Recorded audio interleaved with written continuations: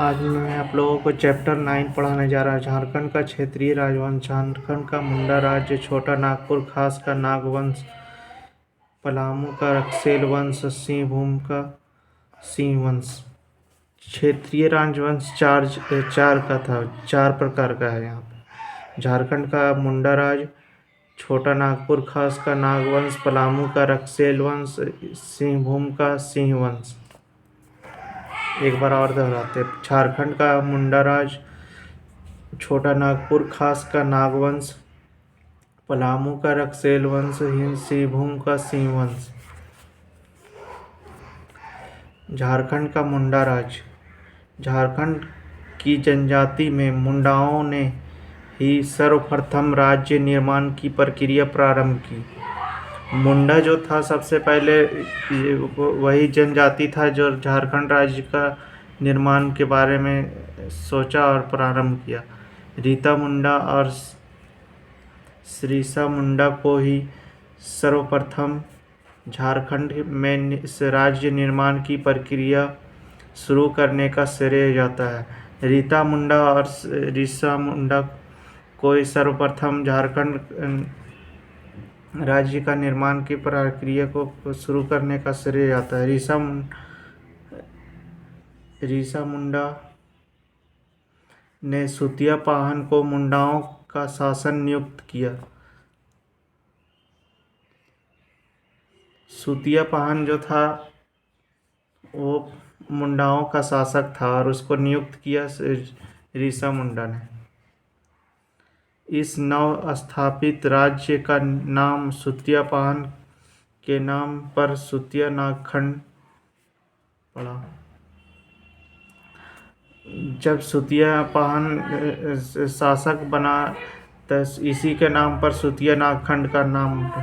सुतिया नागखंड नामक इस राज्य को सुतिया पाहन के 7 गढ़ों में 21 परगना में विभक्त किया। 7 गढ़ों में 21 परगना का नाम इस प्रकार है: लोहागढ़, पालूनगढ़, हजारीबाग, सिंहगढ़, मानगढ़ और सुरकुमगढ़, केसलगढ़।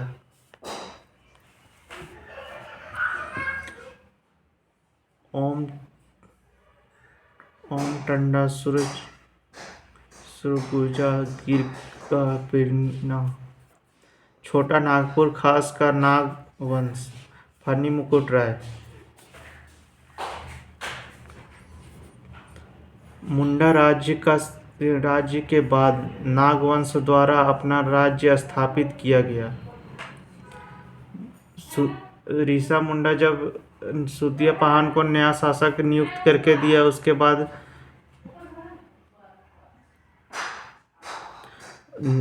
नागवंश आया छोटा नागपुर में और इसका जो राजा था वो फनी मुकुट राय था।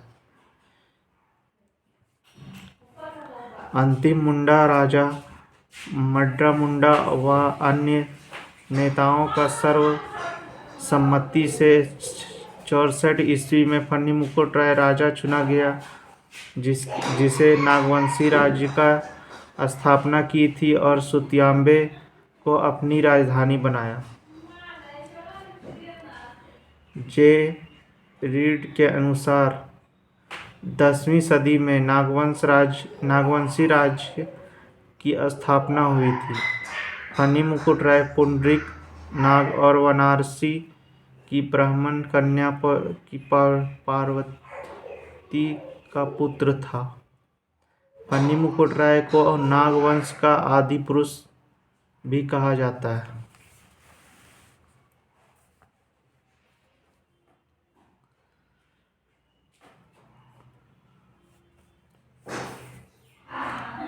फनी मुकुट राय का विवाह पंचेत राज्य नागवंशी राज्य के पूर्व में स्थित के राजघराने में हुआ था। फनी मुकुट राय का विवाह पंचेत राज्य नागवंशी राज्य के पूर्व में स्थित है उसके राज्य घराने में हुआ। फनी मुकुट राय ने पंचेत के राजा की मदद क्योंझोर राज्य को पराजित किया था।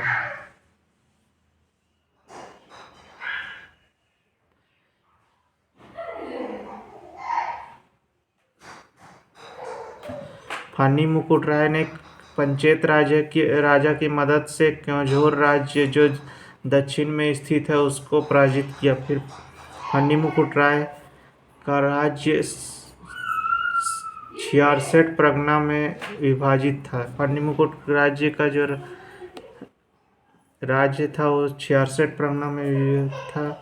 फनी मुकुट राय ने अपनी राजधानी सुत्याम्बे को बनाया और वहां पर एक सूर्य मंदिर का निर्माण कराया। फनी मुकुट राय ने सुत्याम्बे को अपना राजधानी बनाया और फिर सूर्य मंदिर का वहां निर्माण कराया। फनी मुकुट राय ने अपने राज्य में गैर आदिवासी को भी आश्रय दिया। आश्रय पाने वाला गैर आदिवासी में भव राय श्रीवास्तव को अपना दीवान बनाया। गैर आदिवासी को भी अपना राज्य में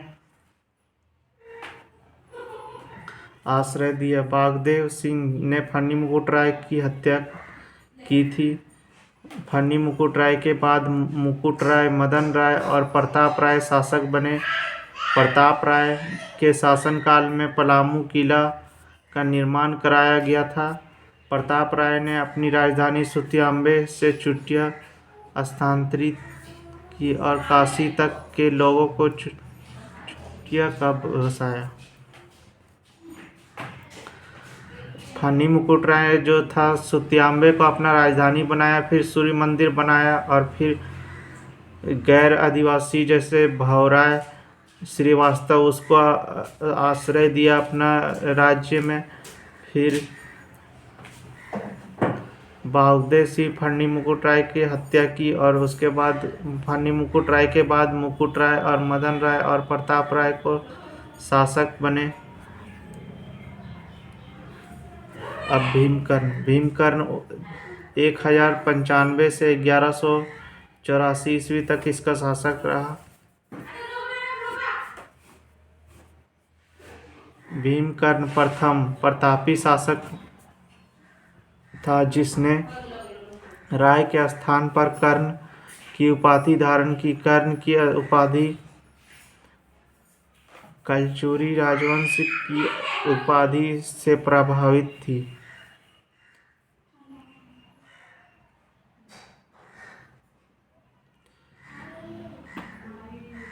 भीमकर्ण जो था वो बहुत ही प्रतापी शासक था। उसने राय के स्थान पर कर्ण की उपाधि धारण की और कलचुर राजवंश की उपाधि, और ये कर्ण जो था वो कलचुर वंश से प्रभावित था। भीमकर्ण के काल में सरगुजा के रक्सेल राजा 12,000 घुड़सवार और विशाल पैदल सेना के साथ नागवंशी राज्य पर आक्रमण कर दिया, जिसे बरवा की लड़ाई के नाम से जाना जाता है। भीमकर्ण का ही समय था जिसमें सरगुजा के रक्सेल राजा ने 12,000 घुड़सवारों और विशाल पैदल सेना के साथ भीमकर्ण पर आक्रमण किया। छोटा नागपुर खास में भीमकर्ण पर जब आक्रमण हुआ तो उस लड़ाई को बरवा की लड़ाई के नाम से जाना जाता है। भीमकर्ण ने सरगुजा के वंश रक्सेल राजा को बरवा की लड़ाई में पराजित किया।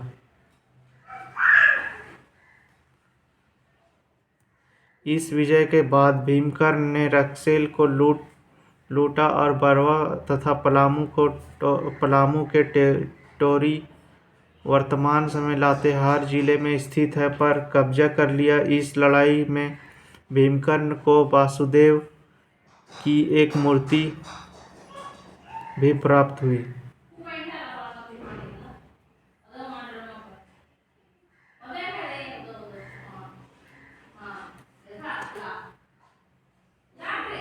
भीमकर्ण जो था वो रक्सेल राजा को हराया।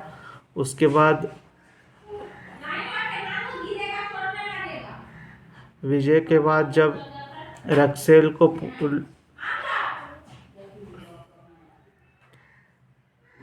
रक्सेलों को पूरा मारकाट मचाया। उसके बाद वहाँ से उसने वासुदेव का एक मूर्ति भी प्राप्त हुआ वहाँ से। इस लड़ाई में विजय के बाद नागवंशियों का राज्य गढ़वाल राज्य में सीमा और विस्तृत हो गया। भीमकर्ण ने भीम सागर का निर्माण कराया। नागवंशी राज्य की राजधानी चुटिया और बंगाल पर आक्रमण करने वाले तुर्क आक्रमणकारी के मार्ग के अत्यंत निकट था। अतः नागवंशी राज्य पर मुसलमान आक्रमण से बचने हेतु भीमकर्ण ने 1122 ईस्वी में अपनी राजधानी चुटिया से खुखरा स्थानांतरित कर दिया।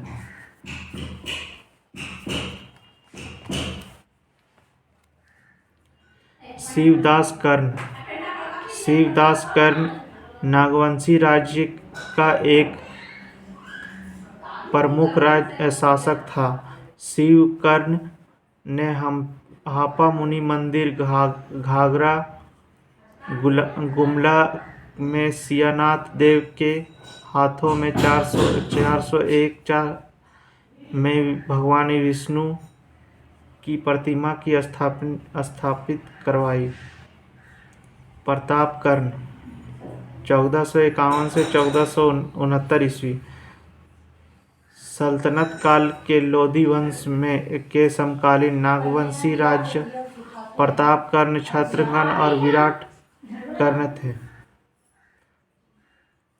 प्रतापकर्ण के समय नागवंशी राज्य घटवार राजाओं के विरुद्ध विद्रोह से त्रस्त था। इस समय तमाड़ के राजा ने नागवंशी राज्य की राजधानी खुखरागढ़ की घेराबंदी कर प्रतापकर्ण को किले में बंदी बना लिया। प्रतापकर्ण को इस बंदी से मुक्त पाने हेतु खेरागढ़ में खरवार राजा बागदेव की सहायता लेनी पड़ी।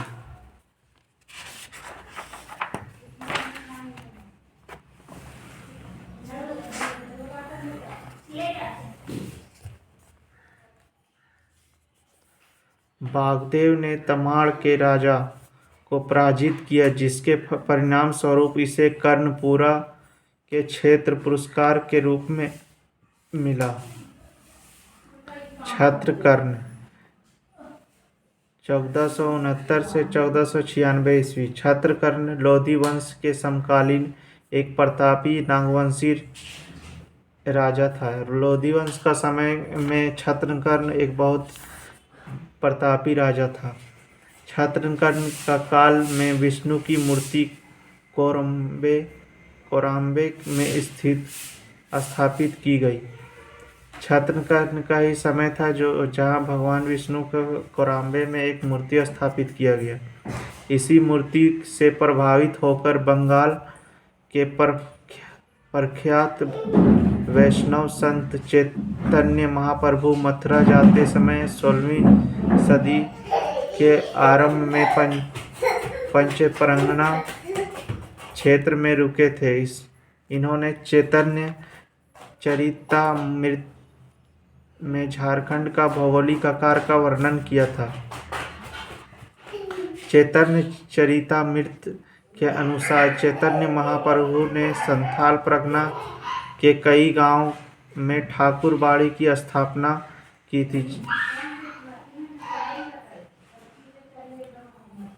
चैतन्य चरितामृत के अनुसार कहा जाता है कि चैतन्य महाप्रभु संथाल परगना में बहुत सारा ठाकुर बाड़ी की स्थापना कराई थी। चैतन्य महाप्रभु ने झारखंड क्षेत्र में वैष्णव मत के प्रचार प्रसार किया।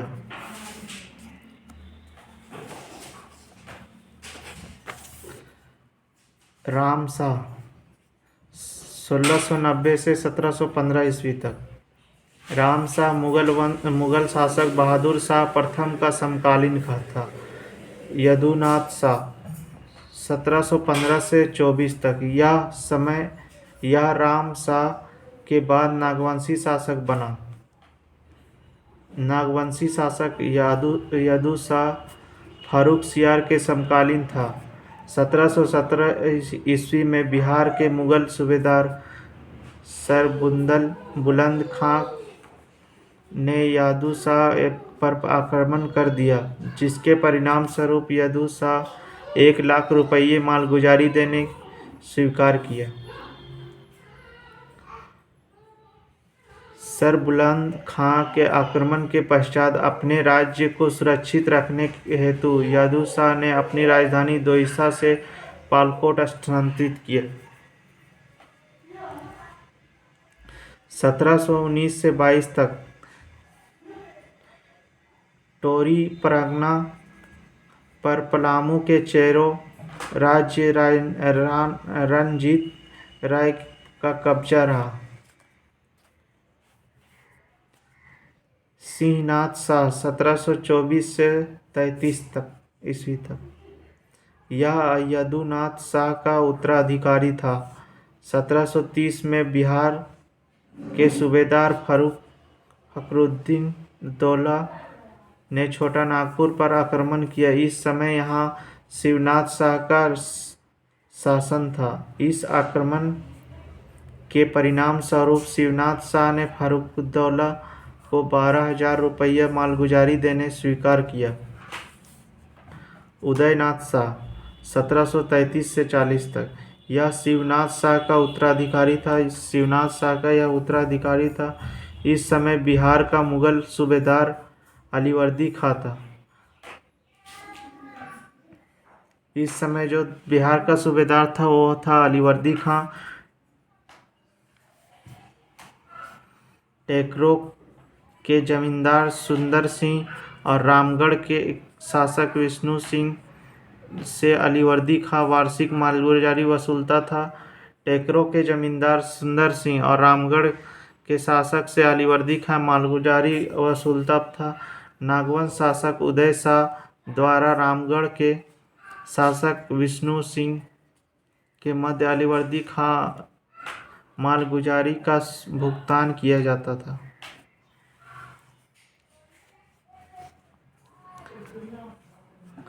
श्याम सुंदर शाह 1740 से 45 तक यह उदयनाथ शाह का उत्तराधिकारी था। श्याम सुंदर शाह के शासन काल में बंगाल पर आक्रमण करने हेतु मराठों ने झारखंड के कई बार प्रयोग किया। श्याम सुंदर शाह जो बंगाल में आक्रमण करता था वो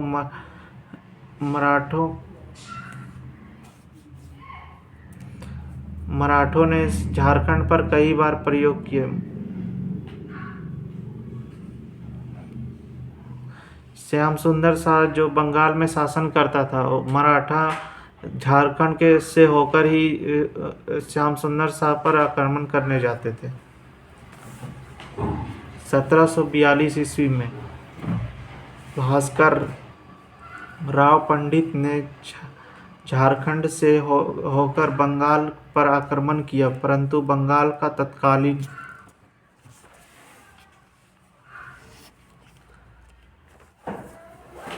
सूबेदार अलीवर्दी खां ने इसे खदेड़ दिया।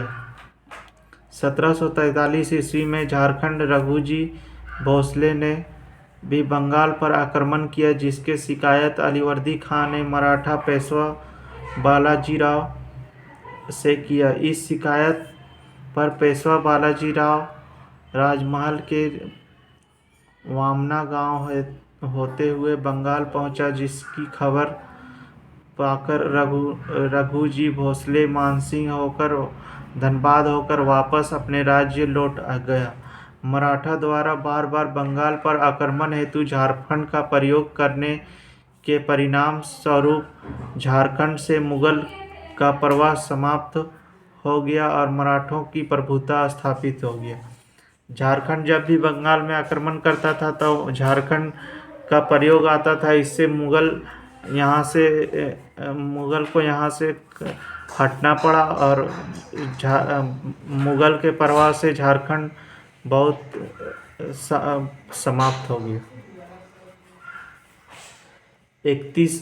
अगस्त 1743 को पेशवा बालाजी राव और रघुजी भोसले के बीच हुई एक समझौते के अनुसार झारखंड क्षेत्र पर रघुजी भोसले का प्रभाव स्थापित हुआ। पेशवा बालाजी राव और रघुजी भोसले के बीच समझौता हुआ, उसमें रघुजी भोसले का प्रभाव झारखंड में स्थापित हुआ। 1745 ईस्वी में रघुजी भोसले संथाल परगना से होकर बंगाल की प्रविष्ट हुए। कालांतर में मराठों ने छोटा नागपुर, खास पलामू, मानभूम आदि क्षेत्रों में जमकर शोषण किया।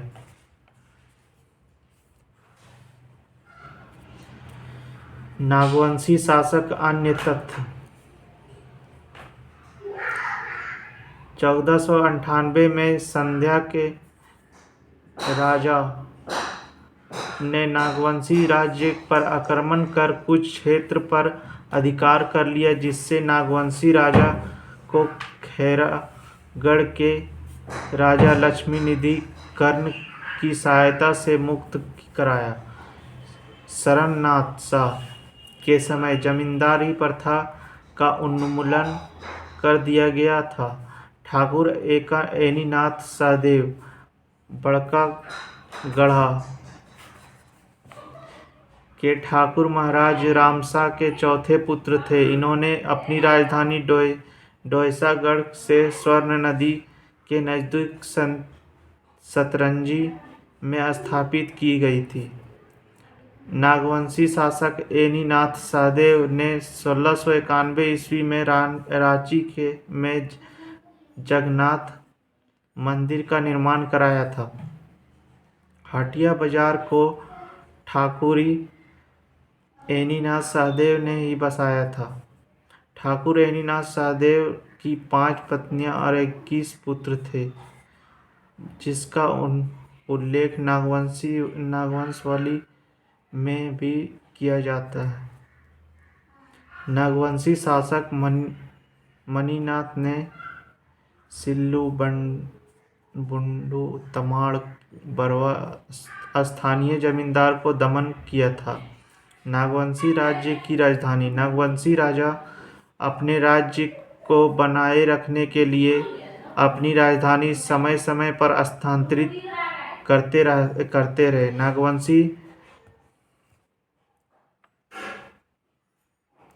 नागवंश के प्रथम राजधानी सुत्याम्बे तथा अंतिम राजधानी सतुगढ़ थी। नागवंश की राजधानी और उसके संस्थापक कर्म निम्न प्रकार है। सुत्याम्बे फनी मुकुट राय।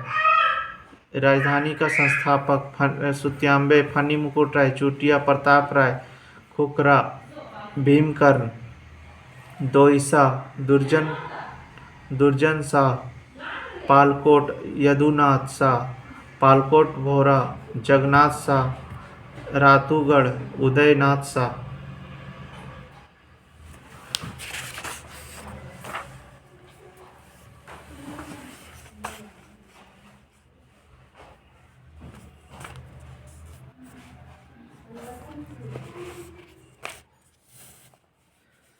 पलामू के रक्सेल वंश। प्रारंभ में पलामू रक्सेलों के प्रभाव में था। रक्सेल स्वयं को राजपूत कहते थे। रक्सेलों का पलामू क्षेत्र में आगमन राजपूताना क्षेत्र के रोहतासगढ़ होते हुए हुआ था। रक्सेलों की 2 शाखाएं थीं, देवगन और कुंडेलवा। देवगन में हरहरगंज और महाराजगंज से होकर आए और चतरा और पाकी से होकर आए। रक्सेलों की दोनों शाखाओं ने क्रमशः देवगन और कुंडेलवा के किले का निर्माण कराया तथा उसे अपनी राजधानी घोषित किया। रक्सेल जो था वो दोनों शाखाओं में देवगन और कुंडेलवा में किले का निर्माण कराया और उसको राजधानी घोषित किया।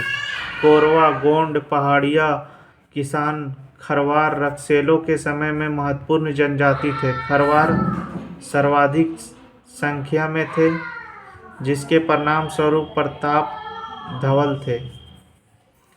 रक्सेलों ने पलामू को लंबे समय तक शासन किया और 16वीं सदी में चेरों ने इन्हें अपदस्थ किया।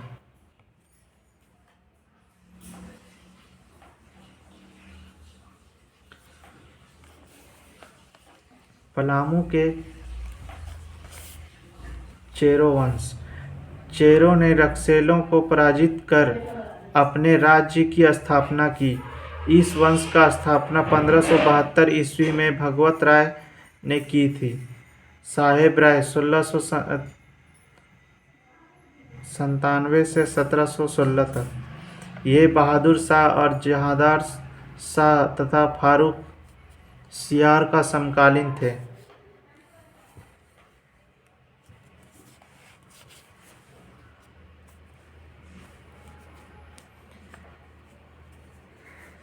रंजीत राय 1716 से 22 तक। यह साहेब राय का उत्तराधिकारी था। इनके शासनकाल में बिहार का मुगल सूबेदार सरबुलंद खां पलामू आया था। इन्होंने सरबुलंद खां से टोरी परगना पर कब्जा करके 1722 ईस्वी तक अपने अधिकार क्षेत्र में रखा।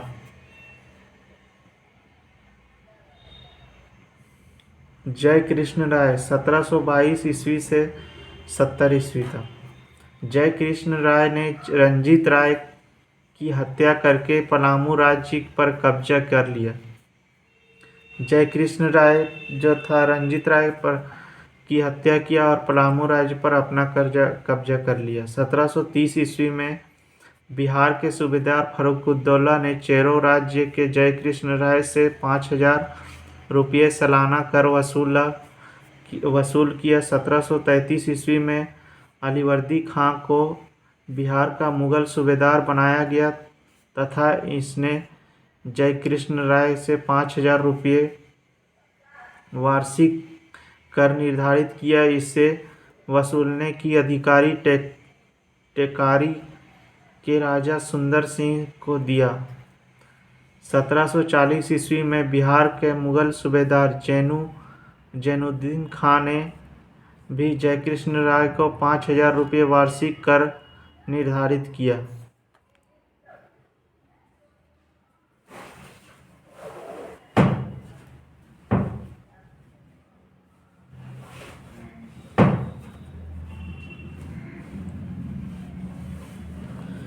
जैनुद्दीन खां के सैन्य अधिकारी हिदायत अली खां ने पलामू के चेरो राजा पर आक्रमण भी किया था। यह मुगलों द्वारा पलामू के चेरो राजों का अंतिम आक्रमण था।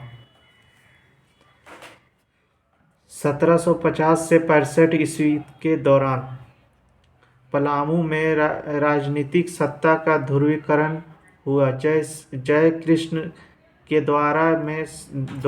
दरबार में षड्यंत्र प्रारंभ हो गया। इस दौरान दक्षिण पलामू पर चेरो राज्यों का अधिकार रहा, जबकि उत्तरी पलामू पर राजपूत मुगलों जमींदारों का प्रभुत्व स्थापित किया गया। 1765 ईस्वी में बिहार, बंगाल, उड़ीसा की दीवानी ईस्ट इंडिया कंपनी को मिल गई। इससे पलामू में भरपूर लाभ उठाया।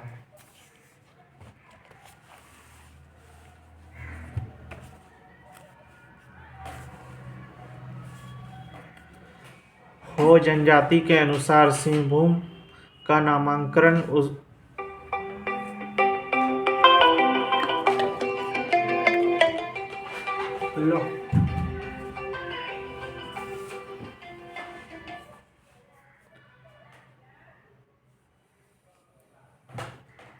सिंह वंश के ग्रंथ वंश प्रभा लेखन में सिंह वंश तो कैसे के ना दो दे देंगे आप जो बोलिए। शाखाओं का निर्माण वर्णन बच्चे मिला। बच्चा मिल हाँ। पहली शाखा तथा दूसरी शाखा। अरे खाली बदल दीजिएगा, उसमें थोड़ी ना कुछ करना है आपको। आइए यहाँ पे, आइए ना आप, घर आइए मेरे। कहाँ है आप? पहली शाखा और दूसरी शाखा।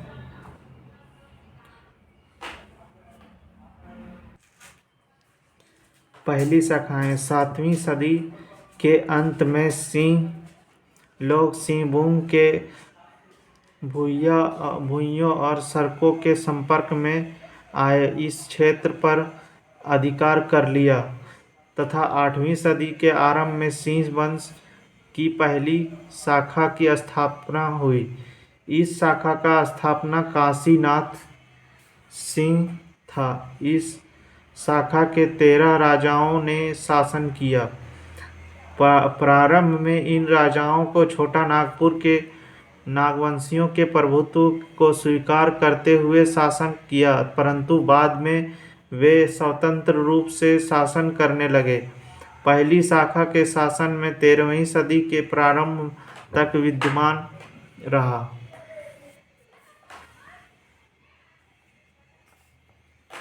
दूसरी शाखा दर्प नारायण सिंह 1205 से 62 ने 1205 ईस्वी में सिंह वंश का दूसरा शाखा की स्थापना की। इस वंश का दूसरा शासक युधिष्ठिर 1262 से 71 ईस्वी तक था, जिसका मृत्यु के बाद काशीराम सिंह शासक बना। काशीराम सिंह महिपाल सिंह का उत्तराधिकारी था। यह परवर्ती मुगल शासक बहादुर शाह प्रथम का समकालीन था। काशीराम सिंह ने बनाई क्षेत्र में पोरहाट नामक नई राजधानी बनाई। काशीराम सिंह के बाद शासक अच्युत सिंह ने शासन किया। अच्युत सिंह ने शासन काल में सिंहभूम वंश का कुलदेवी के रूप में पौरी देवी का प्राण प्रतिष्ठा की गई। अच्युत सिंह के बाद क्रमशः त्रिलोचन सिंह और अर्जुन सिंह प्रथम इस वंश का शासक बना। अर्जुन सिंह प्रथम एक बार जब बनारस की तीर्थ यात्रा से लौटा रहे थे तो रास्ते में मुसलमानों उन्हें पकड़कर कटक उड़ीसा ले गए, परंतु कुछ ही समय बाद अपने 32 अनुयायी के साथ इन्हें वापस राज्य लौटने की अनुमति दे दी गई। अर्जुन सिंह प्रथम के बाद जगन्नाथ सिंह द्वितीय शासक बना, जो इस वंश का 13वां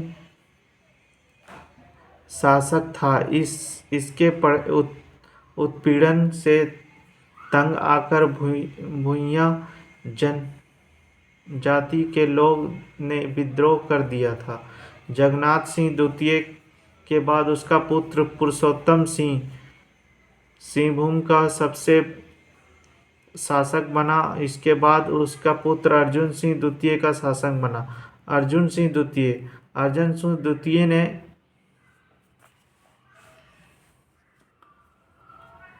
अपना चाचा विक्रम सिंह को 12 गांव वाला एक जागीर दिया था, जिसे सिंहभूम पीर कहा जाता है। विक्रम सिंह ने अन्य क्षेत्रों को इससे मिलाकर इसका विस्तार किया। इसकी राजधानी सरायकेला को बनाया। बाद में यही सरायकेला राज्य बना। विक्रम सिंह ने पटकुम राजा के शासित क्षेत्र में कांडू और बंगशाही पीर पर कब्जा कर अपनी सीमा को विस्तृत किया। इसी प्रकार उसने उत्तर पूर्व के गम्हरिया और खरसावां पर भी कब्जा किया। अर्जुन सिंह द्वितीय का उत्तराधिकारी अमर सिंह तथा अमर सिंह के बाद जगन्नाथ सिंह चतुर्थ सिंहवंश की गद्दी पर बैठा।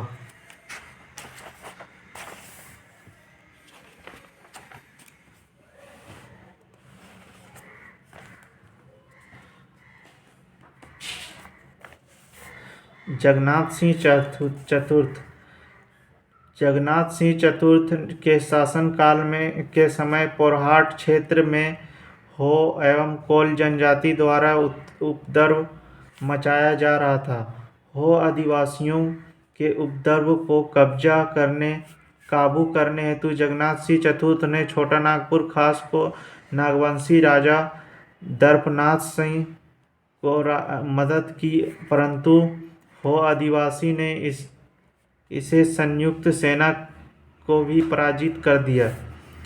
हो जनजाति के साथ कोल जनजाति के द्वारा भी इस क्षेत्र में लगातार उपद्रव किया जा रहा था। कोल लड़ाका समूह सिंहभूम क्षेत्र से बाहर जाकर भी लूटपाट करते थे। जगन्नाथ सिंह चतुर्थ ने स्थिति को नियंत्रण करने हेतु अंग्रेजों की सहायता ली और 1767 ईस्वी में पहली बार सिंहभूम क्षेत्र में अंग्रेजों ने प्रवेश किया। अन्य महत्वपूर्ण राजवंश। मानभूम के मानवंश 8वीं सदी में दूध पानी शिलालेख हजारीबाग और 14वीं सदी के कवि गंगाधर द्वारा निर्मित गोविंदपुर शिलालेख धनबाद से मानभूम के मानवंश की जानकारी प्राप्त होती है। दूध पानी शिलालेख हजारीबाग और गोविंदपुर शिलालेख धनबाद से मानभूम के मानवंश की जानकारी मिलती है। इसका शासनकाल हजारीबाग और मानभूम क्षेत्र धनबाद में विस्तारित था। हजारीबाग और मानभूम क्षेत्र में इसका विस्तारित था। मानभूम के शासक अत्यंत अत्याचारी थे। मानभूम के शासक जो थे वो बहुत ही अत्याचारी थे। 10वीं सदी में प्रसिद्ध भूमिज स्वराज आंदोलन की इसी राजवंश के अत्याचारी के कारण हुआ। भूमिज स्वराज्य आंदोलन हुआ एक ठो 10वीं सदी में। वो मानवंश के शासन के ही अत्याचार के वजह से हुआ। मान राजाओं ने सबर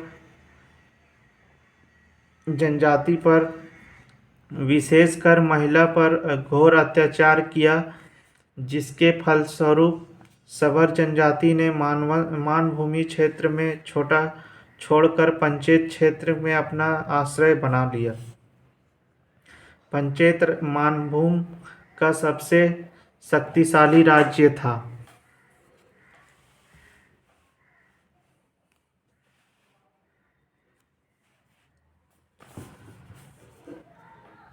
रामगढ़ राज्य की स्थापना 1368 ईस्वी के लगभग बागदेव सिंह ने की थी। बागदेव सिंह ने अपने बड़े भाई सिंहदेव के साथ नागवंशी शासकों के दरबार में थे, परंतु नागवंशी शासक से इसका मतभेद हो गया।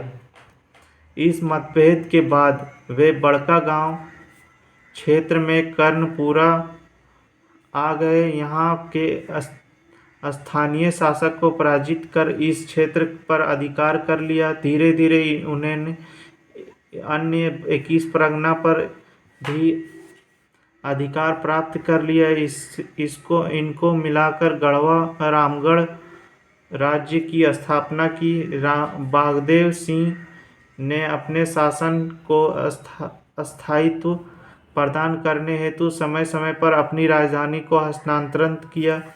रामगढ़ राज्य का सर्वाधिक उत्कर्ष दलेल सिंह के शासनकाल में हुआ। दलेल सिंह 1667 से 1724 ईस्वी तक रामगढ़ का शासक रहा। 1718 से दलेल सिंह ने 6 राज्य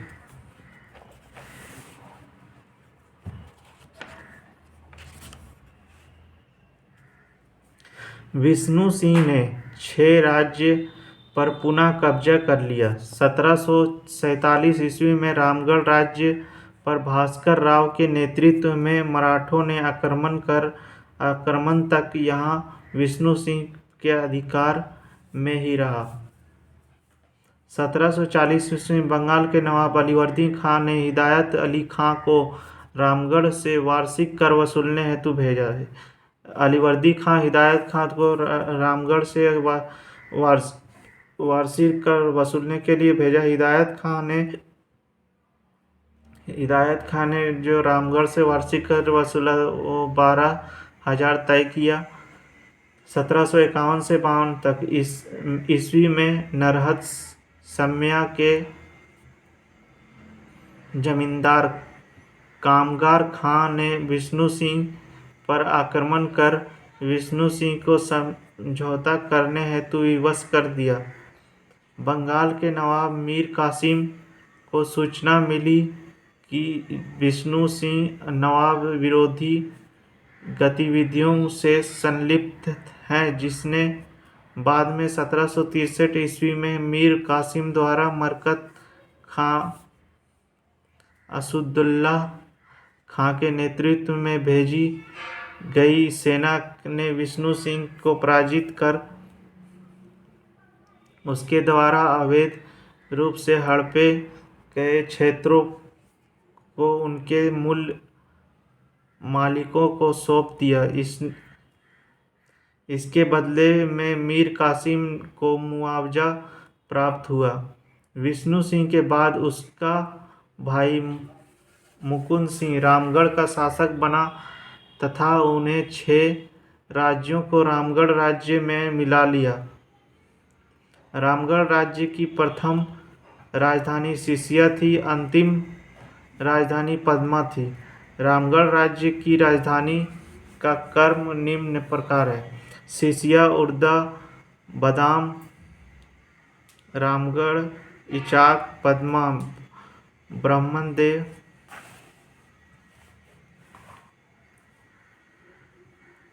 1937 से रामगढ़ राज्य के शासक कामाख्या नारायण सिंह बने। 26 जनवरी 1955 को बिहार राज्य की भूमि सुधार अधिनियम धारा 3 के द्वारा बागदेव सिंह द्वारा स्थापित रामगढ़ राज्य की समाप्त कर दिया गया। खड़गडिहा राज्य। इस राज्य की स्थापना 15वीं सदी को हंसराज देव ने की थी। हंसराज देव ने बंदावत जाति के शासक को पराजित कर हजारीबाग पर अपना प्रभाव स्थापित किया। इस राज्य का विस्तार वर्तमान गिरिडीह जिला क्षेत्र तक था।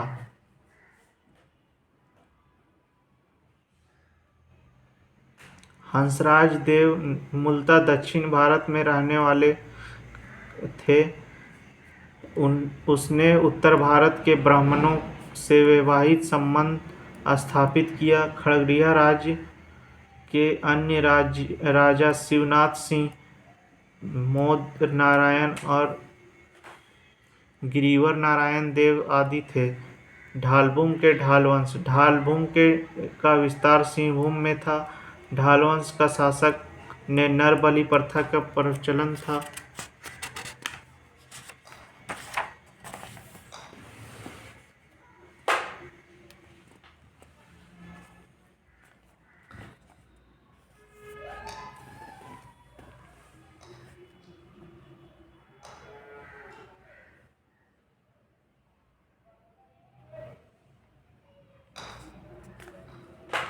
विभिन्न काल से संबंधित झारखंड के कुछ प्रमुख स्मारक अवस्थित विशेषता: हराडीह मंदिर समूह, तमाड़, दुर्गा काली का प्राचीन मंदिर है। शाहपुरा किला, मेदिनीनगर, पलामू, मुगलकालीन स्थापत्य कला, कोल्हुआ पहाड़ी, चतरा, दंतकथा के पेंटिंग प्राप्त, तेलियागढ़ किला, राजमहल साहेबगंज मुगल सरदारों द्वारा निर्मित, नवरत्नगढ़ किला, गुमला दुर्जन साल द्वारा निर्मित। 9 चैप्टर यहीं पर ख़त्म होता है। Thank you. और अगला चैप्टर नेक्स्ट डे पढ़ाएंगे।